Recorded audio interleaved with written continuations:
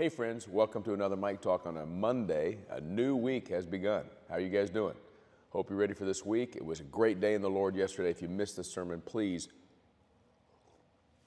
stay right here on this YouTube channel and listen to it. Just a great word about this, how God rescued us through a lamb that was slain. And I won't give you any more, but it's from the book of Exodus, which means this week we're reading through the book of Exodus. Raise your hands. How many of you read through Genesis last week? We're doing a book a week. And I'm so excited that hundreds of you have taken this challenge and read through the book of Genesis. That's going to make us deeper in our faith, better followers of Jesus Christ. This week, you get a break. It's only 40 chapters. You can read through Exodus this week. Let's do it. You guys with me? Hey, if you need prayer, text prayer to that number on the screen.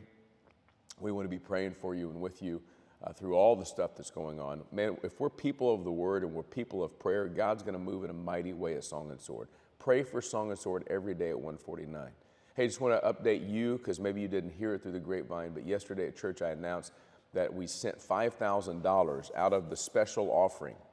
That is, a third of it was to go to outreach. We sent $5,000 to Shepherd of the Hills Church in southern LA. Good friend of mine, Dudley Rutherford, who's been preaching there, I don't know, for at least 30 years. And they have at least 30 plus families that lost their homes in those tragic fires. And so we just wanted to be the hands and feet of God. And thank you, Song and Sword. On your behalf, I sent $5,000 so that they could have some relief out there. It's a great church. It's an honorable church. It's a sister church. And so I just want to let you guys know that you're blessing people that were a part of this tragedy. So I hope that blesses your heart today. Today we're going to get into Exodus. Yesterday we preached a sermon from Exodus. Next week we're preaching a sermon from Leviticus. We're going to go through the whole Bible. But today I come to a very crucial passage. It's one where God is calling Moses, and you'll read this as you read through Exodus. Maybe you already have. But Exodus chapter 3, he's gone up to see this bush that's burning but not burning. And God says, take off your shoes because you're standing on holy ground. He's calling him to go to Egypt to deliver the people from their slavery.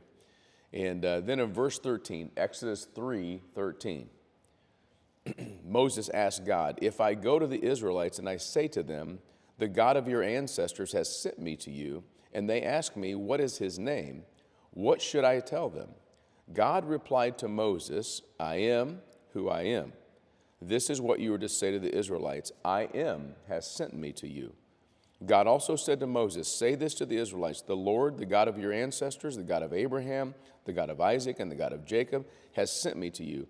This is my name forever. This is how I am to be remembered in every generation. Go assemble the elders of Israel and say to them, the Lord, the God of your fathers, of your ancestors, the God of Abraham, the God of Isaac, the God of Jacob, has appeared to me and said, I have paid close attention to you and to what has been done to you in Egypt. Moses says, God, what's your name? Why is he asking that? Well, because unfortunately, the people of Israel had lived in a culture in Egypt where there are lots of gods. In fact, we'll probably touch on this in the next couple of days, but these plagues that are coming are basically an assault on all the gods that the Egyptians worship.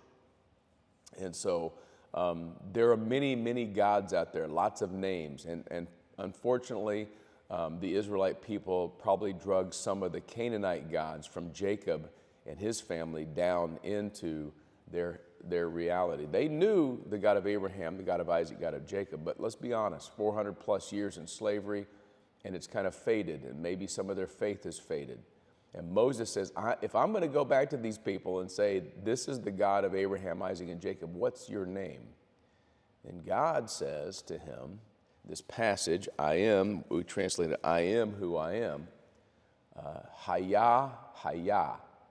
Hayah in the Hebrew language means to exist.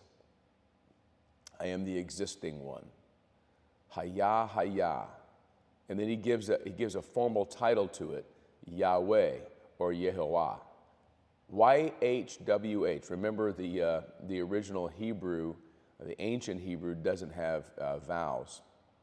And so it's all consonants. YHWH.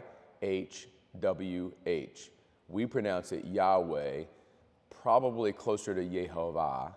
The reason we don't really know is because since vowels were added later, we don't know how that name's pronounced. And today, Jewish people will not say the name Jehovah.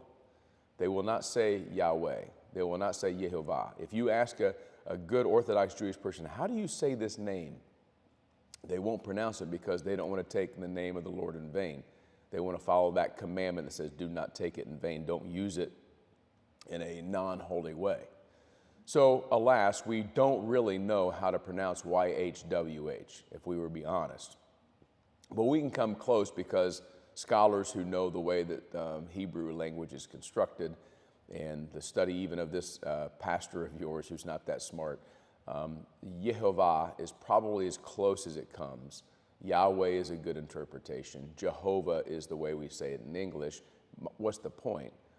God says, Moses, this is my name. In fact, in Exodus chapter 6, verses 2 and 3, if you want to go check me on this, he says, I've made myself known all through the history of your people to Abraham and to Isaac and Jacob as God, but by the name Yehovah, I have not appeared to them yet. In other words, this is a brand new, exciting thing that he's saying to Moses, and he says this to Moses, look, this is my name forever. This is how I will be remembered throughout the generations. There's only one God. There's only one name that exists, that is existence itself. If we go back to our Genesis study, in the beginning, God, in the beginning, Yahweh, Jehovah, the Lord. Most of the time you see the Lord in the Old Testament in your English versions, it's Yehovah. Sometimes it's Adonai, which is another form of just a Lord like a king. But this interesting sequence where Moses says, what is your name? And God says, I exist. I am the existing one. My name, the Lord, means that I exist over all things. I am, I have been, I am, I will be Jehovah. What a great name. Think about that today as you go through. It's not just any other God. It's not the frog God. It's not the Nile River God. It's not the God of money. It's not the God of success or materialism or the God of pride or the God of fame or fortune or success. None of that stuff. None of those things are good gods. If you want a God, get the existing one. He's the one that can deliver you. And he's the one that Moses went into Egypt to say, this is our God. And he is still our God through Jesus Christ, all right? So that's a good Monday thought. Yahweh, who is with you today? The existing one. Peace.